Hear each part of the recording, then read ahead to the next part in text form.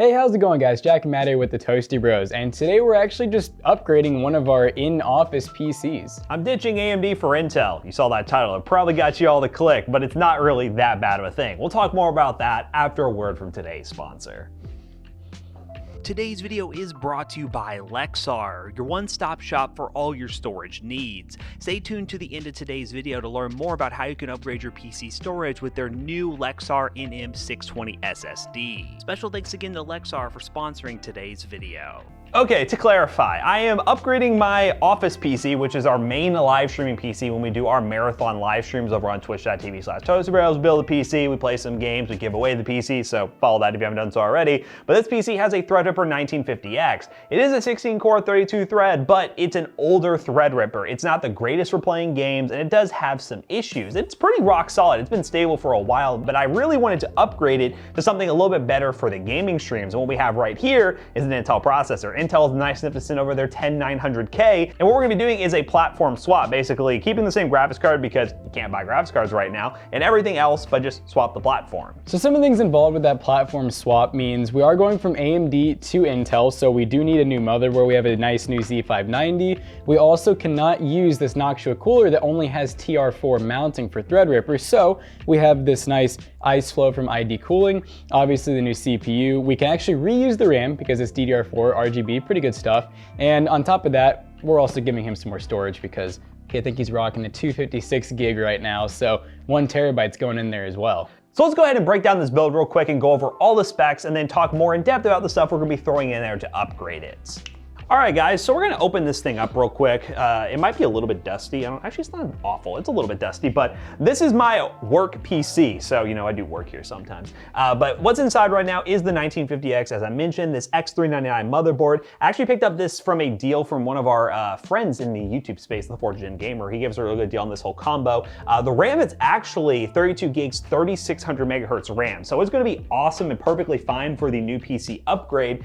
So that's an easy swap, and it is RGB from Corsair. What we have right here is a graphics card. You guys might not see these very often, but it is a graphics card. It is a 2070 Super. It is more than enough for the live streaming that we do. Of course, if the market was better, we may do an upgrade, but right now 2070 Super is perfectly fine. And it will be pairing with that 10900K really well.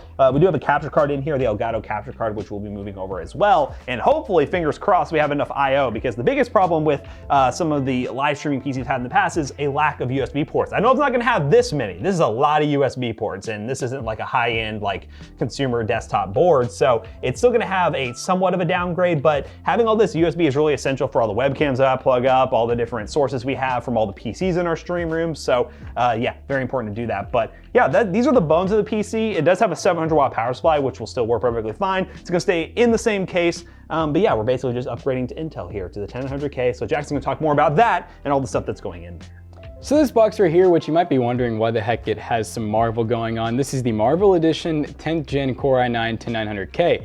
Overclocked unlocked processor. It is going on an unlocked board, so if Matt really wants to go crazy, do some overclocking, he could. And we do have a nice liquid cooler to go with it, but this is a 10-core, 20-thread processor. If you buy the new 11900K, you're actually getting 2 less cores, 4 less threads. It's a little bit weird, but yeah, we decided to go with this one because we had it, and so we were like, we need to use this soon because 11th Gen is out and actually being put into systems now. Now to cool that beefy i9, we have the ID Cooling IceFlow 240. We do have the white edition or the snow edition. And this is just a really nice 240 ml liquid cooler. It actually looks like, if you look, there's no gap between the fans. So I assume it's like just a big 240 fan mount, which is kind of cool. I haven't really, I don't know if we've worked with one of these before, but I'm excited to work with it. Nice RGB on the block, RGB on the fans. Hopefully we can get all that working in here easily. From our friends over at ASRock, we have the Z590 PG Velocita. This is a pretty decent Z590 motherboard. And I know Matt was talking about the USB, so let's see. We have, looks like 2 USB 2s and 6 USB 3s plus a random extra one and USB-C. It's actually not too bad as far as output goes. You're definitely not gonna see that on like a new B550 or anything like that. So good thing we got somewhat of a high-end board here. But yeah, it's a pretty nice looking board. This is heavy, so I assume it's gonna come with a lot of cool stuff. This man Matt's zooming. He's just excited. He wants this upgrade now, and he needs it now. This is the Lexar NM620 NVMe SSD. And Lexar makes some really good SSDs. We actually do really like working with their SSDs and RAM. So this is just gonna slap right in there and then we're good to go. Zoom, let's go.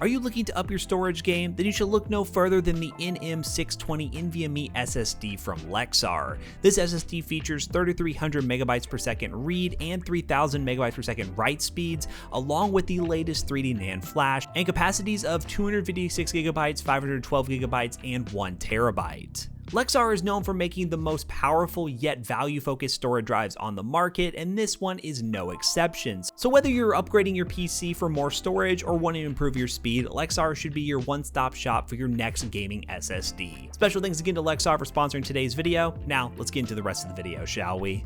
All right, guys, now that we have this PC all booted up and ready to go, we're going to go ahead and do some benchmarking, but we're going to be testing my PC on this Pixio monitor, which is the PXC327, which is a 32-inch curved monitor. It is 165 Hz and 1440p. Pixio is nice enough to send it over, and with a PC that's this powerful, playing at 1440p is pretty much a standard you probably should go with because you're fully utilize all the horsepower in this PC. But we're just going to go ahead and run one game. We have Call of Duty Cold War because really this isn't a traditional like PC build video. We kind of just want to do a little behind the scenes thing to show you us upgrading one of our PCs at the office, and I just want to show you guys some quick performance numbers in a game like Call of Duty. And we're going to go ahead and look at the graphics here, which are basically ultra high settings with ray tracing disabled and anti-aliasing down to about, let's do high settings. That'll give us pretty decent numbers. The 2070 Super isn't like a super high-end car, but it is still a good option if you can't pick it up. Well, let's be honest here, many people are not gonna be able to pick up any graphics cards right now, so you know, it is what it is. But we're gonna wait till our shaders finish compiling. We're gonna dive into a probably Miami Strike 24/7 match and then just see what kind of results we get.